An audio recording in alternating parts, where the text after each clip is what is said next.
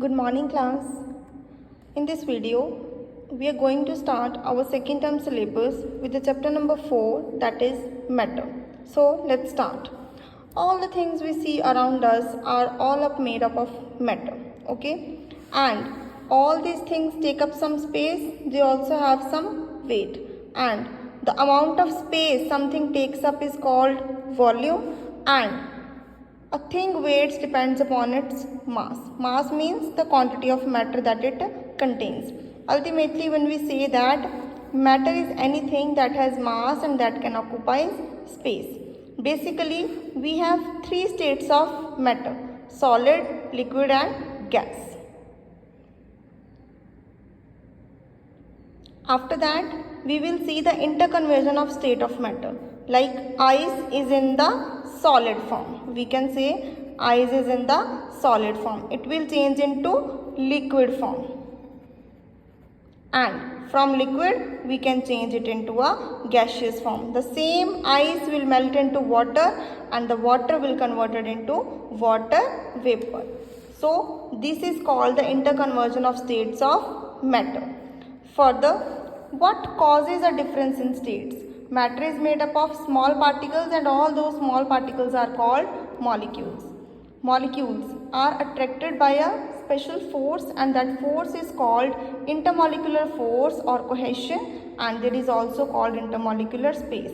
Like the molecules have spaces in between them and that is called intermolecular space, and the molecules are held by a strong force that is called intermolecular force, and it is also called as cohesion. You have to read up this activity by yourself.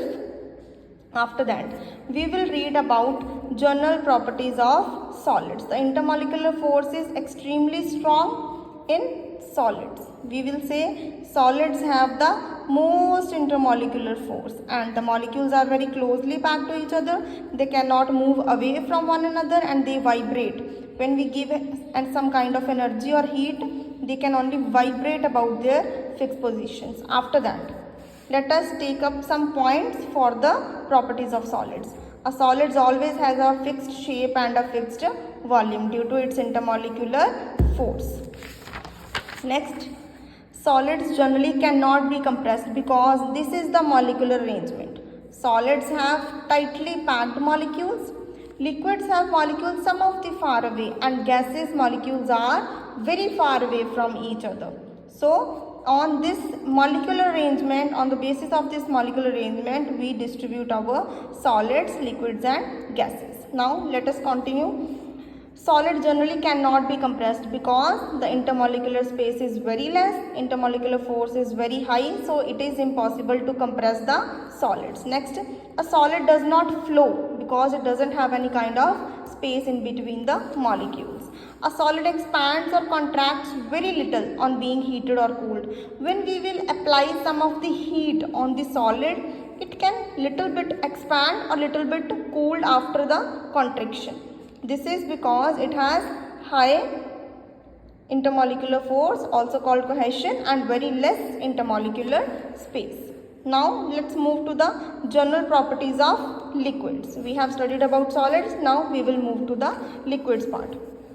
The intermolecular force in liquid is weaker than in solid, so molecules are further apart and not. General properties of liquids. Liquids have no fixed shape. It takes the shape of the container it is in.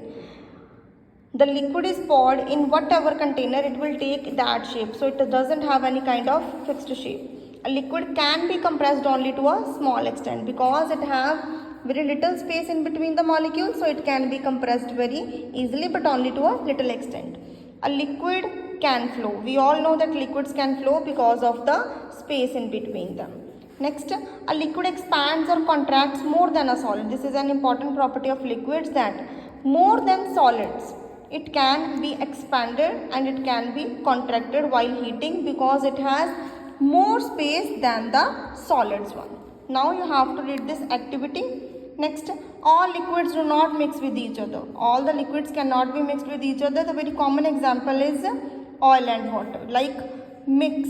The water can be mixed with milks but not with the oil. So we cannot say that all the liquids are miscible with each other. Now we have to underline this line. Liquids which mix with each other. Liquids which mix with each other are called miscible liquids, and those which do not are called immiscible liquids. Now let's move to general properties of gases.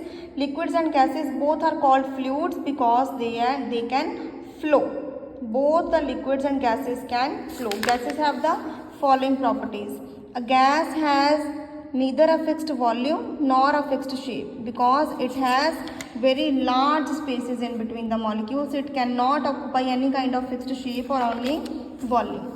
Next, it can be compressed to a much larger than solids and liquids. Gases are much more compressible than solids and liquids. Now, gas expands or contracts to great extent. This is another important point, that gas can expand or contract to a great extent on being heated or cooled. Why?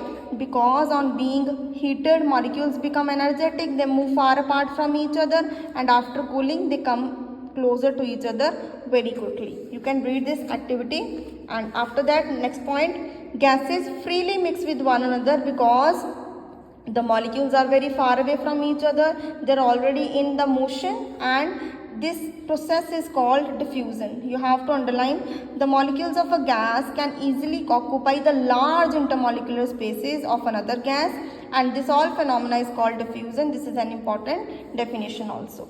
Now you have to look at this table and you have to also draw there are the 4 points. Another 4 points are on the other page. Now next move to the next point. A gas tends to move from higher to lower pressure zone. This is another important one, that the molecules of a gas have a natural tendency to move apart. Gases molecules cannot come closer to each other, and if they tend to do so, they will readily moved away from each other to minimize their cohesion, to minimize their force. So every time if they will feel the high pressure, they will tend to move to a lower pressure zone. So we always say that a gas tends to move from a higher pressure zone to lower pressure zone. Next, do molecules remain motionless in matter? No, the molecules do not remain motionless because molecules of a solid, they keep vibrating. The molecules of liquids and gas are loosely held, and whenever we give them heat, they try to move away from each other, they come in motion. There is important another thing, that is Brownian movement. Air contains some of the small dust particles which keeps on suspending in the air, and a small solid particle can be suspended in air. A small solid particle can be suspended in any of the fluid, a liquid or a gas. And in 1827, the British botanist Robert Brown saw under a microscope that a pollen particle makes an erratic motion. Erratic means this is some random motion of the particle, and it was suspended in water of the some pollen grains because of the collision, and this movement was known as the Brownian movement. The definition of the Brownian movement is erratic movement of a small solid particle